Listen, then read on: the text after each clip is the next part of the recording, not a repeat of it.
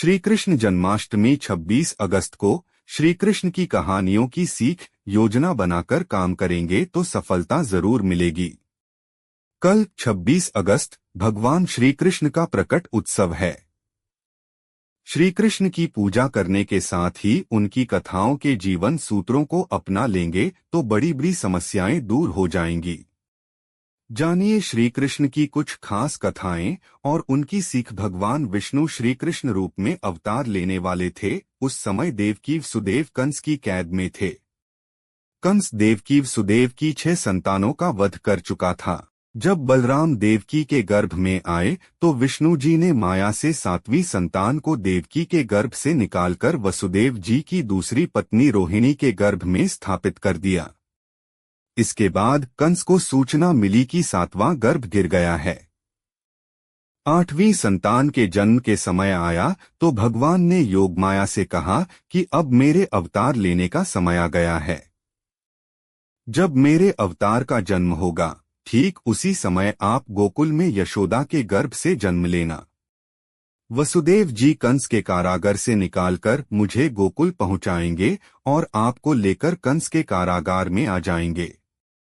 जब कंस 8वीं संतान को मारने आएगा तब आप मुक्त हो जाना। भगवान ने जो योजना बनाई थी उसी के अनुसार श्री कृष्ण का अवतार हो गया। संदेश। भगवान ने संदेश दिया है कि जब कोई बड़ा काम करना हो तो उसकी योजना जरूर बनाएं। योजना अच्छी होगी तो सफलता जरूर मिलेगी। एक दिन श्री कृष्ण ने उद्धव से कहा कि मैं तुम्हें एक कहानी सुनाता हूँ जिससे तुम समझ जाओगे कि अच्छे काम सही समय पर क्यों करना चाहिए। श्री कृष्ण ने आगे कहा कि एक कंजूस व्यक्ति ने खेती और व्यापार करके खूब धन कमाया।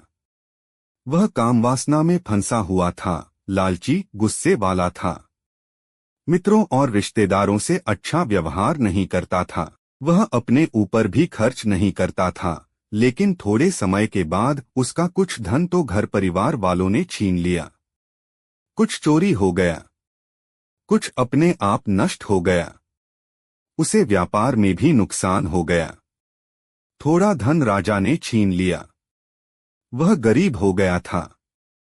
वह व्यक्ति सोचने लगा कि मैंने कभी किसी पर धन खर्च नहीं किया, कोई शुभ काम नहीं किया, किसी की मदद नहीं की, ये मेरे काम भी नहीं आया। एक दिन किसी ने उससे पूछा कि अब तुम्हें कैसा लगता है। उसने जवाब दिया कि जब मेरे पास धन था तो मैंने उसका सही इस्तेमाल नहीं किया, समय रहते कोई शुभ काम नहीं किया, आज पछता रहा हूँ। संदेश। श्री कृष्ण ने उद्धव को समझाया कि समय अमूल्य है और हमें इसका सही इस्तेमाल करना चाहिए।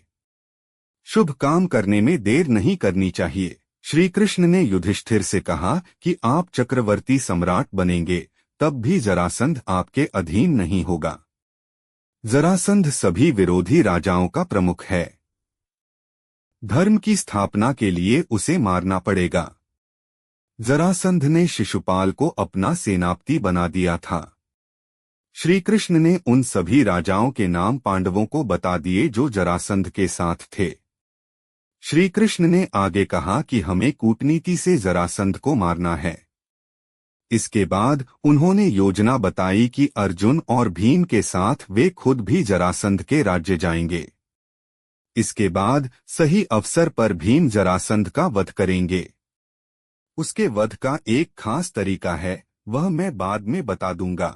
श्री कृष्ण की योजना सुनकर युधिष्ठिर ने कहा कि मैं आपसे बहुत प्रभावित हूँ। आपने पूरी तैयारी के साथ हमें एक एक बात समझाई है, एकदम सटीक योजना बनाई है। बाद में श्री कृष्ण की योजना के मुताबिक जरासंध का वध हो गया। संदेश। श्री कृष्ण ने सीख दी है कि जब लक्ष्य बड़ा हो तो हमें बहुत सावधानी से योजना बनानी चाहिए। काम से जुड़ी छोटी छोटी जानकारी भी हासिल करनी चाहिए और सही समय पर सही तरीके से काम करना चाहिए। इसके बाद सफलता मिलती है।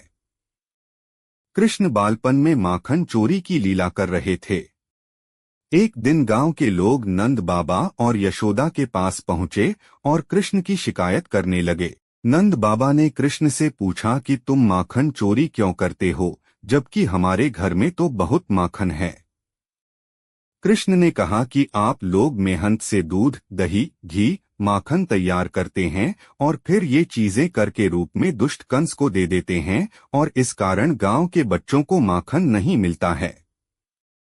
आपके काम से कंस की ताकत बढ़ रही है। अगर आप कंस को कर देना बंद नहीं करेंगे तो मैं ऐसे ही तोड़फोड़ करता रहूंगा ताकि ये माखन कंस के पास न पहुंचे और गांव के बच्चों को मिल सके। संदेश। श्री कृष्ण ने संदेश दिया है कि हमें ऐसे काम नहीं करना चाहिए जिनकी वजह से गलत लोगों की ताकत बढ़ती है। ऐसी कहानी सुनने के लिए सब्सक्राइब करें।